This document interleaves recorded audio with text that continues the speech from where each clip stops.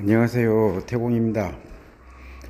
세상에는 어둠과 빛으로 만들어졌잖아요. 빛과 어둠으로 만들어졌다. 이 빛과 어둠은 음양이라고 그래요. 낮은 양이라고 하고 밤은 음이라고 하잖아요. 이렇게 음양이 모여서 하루가 되고 또 일주일이 되고 한 달이 되고 1년이 되고 그렇잖아요. 이렇게 음양 가지고 음양에서 8개가 나요. 8개. 음양에서 주역 8개가 나와요. 그래서 음양에서 주역 8개가 나오고 또 봄, 여름, 가을이 겨울이 되잖아요. 봄, 여름, 가을, 겨울은 오행이 돼요. 오행, 목화토금수.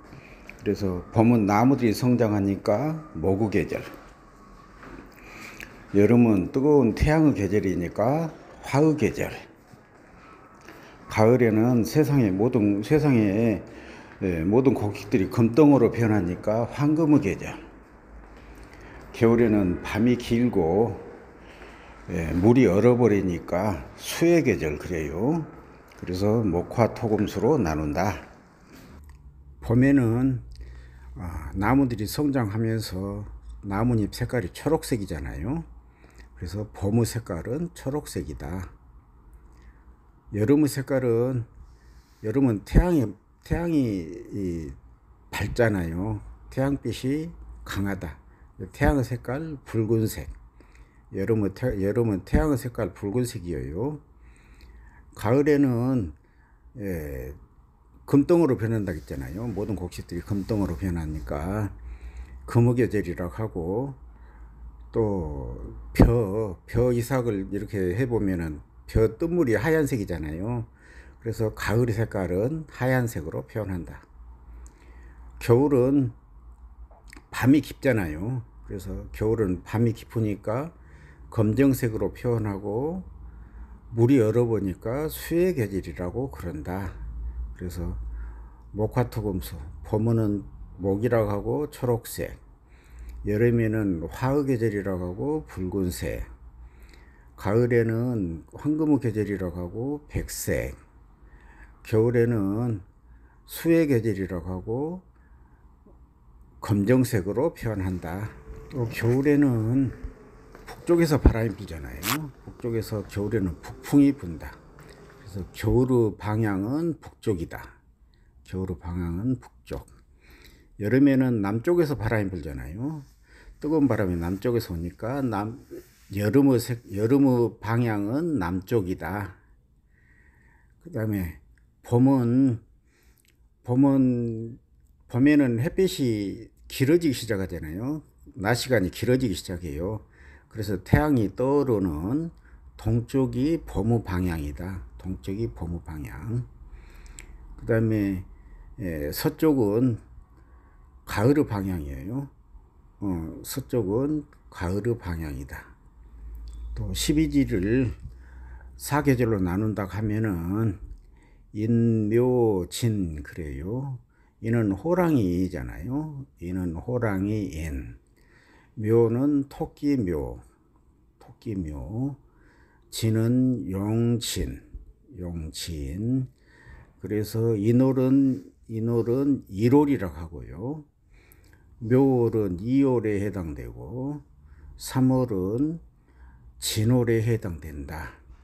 그래서 인월에는 입춘우수가 들어와요. 1월에는 입춘우수, 2월에는 경칩춘분, 3월에는 청명고구, 3월에는 청명고구. 그렇게 해서 인묘진은 봄에 해당돼요. 인묘진은 봄에 해당되고, 인월 호랑이 달에는 봄이 시작되고, 2월 토끼 달에는 봄이 왕성하고 최고 피크로 올라간다 그 말이거든요. 3월 용달에는 봄하고 여름 사이에 환절기, 그래가지고 봄이 시든다. 우리가 콩을 깨보면은 콩이 두 쪽이 있잖아요. 콩이 두 쪽.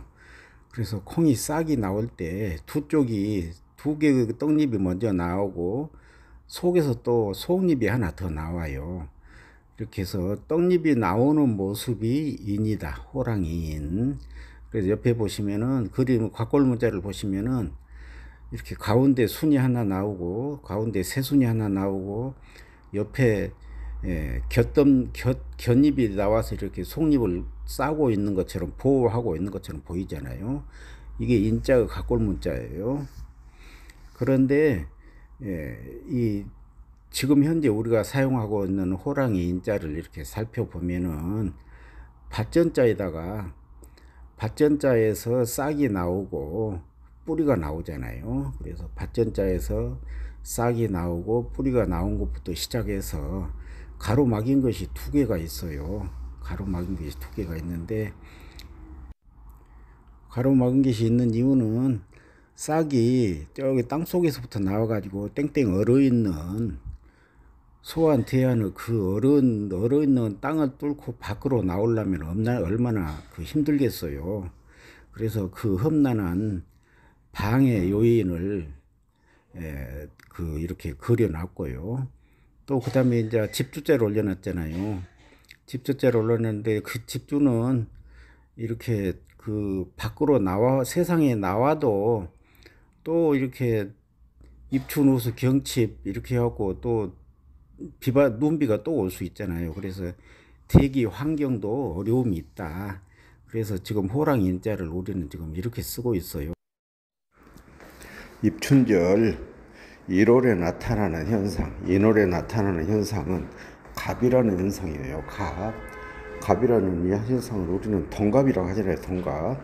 동갑이란 것은 콩싹에서 싹이 나오면서 보자기 하나에 떡잎 두 개가 들어있는 것 보고 동갑이라고 그런대요. 그래서 우리는 동갑이라고 그런대요. 이렇게 씨에서 싹이 나오는 현상을 갑이라고 그런다. 그래서 이렇게 발화하는 현상이나 그 씨에서 싹이 나오는 현상은 같지만은 그래도 지리는 인이 되고 청가는 갑이 되고 그래요. 그래서 인월에 나타나는 현상은 갑이다.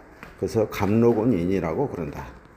그래서 풍수지리 폐체를 보면은 갑을 인 위에다 올려놨다. 그래서 갑록은 인이라고 그런다. 2월은 토끼달이에요. 토끼달이 2월이다. 또 하루 중에 묘시는 5시 30분부터 7시 30분까지잖아요. 그래서 5시 30분부터 7시 30분이 되면은 해가 떠요. 해가 떠서 성문이 열리고 밖으로 나가는 시기다. 부지런한 사람들은 들러 나가겠잖아요. 그래서 이 묘자는 성문을 나타내고 있다. 이거 내 방식이에요. 묘자는 성문을 그려놓은 것이다. 각골문자 참고해 보시게요. 2월은 경칩춘분절이거든요.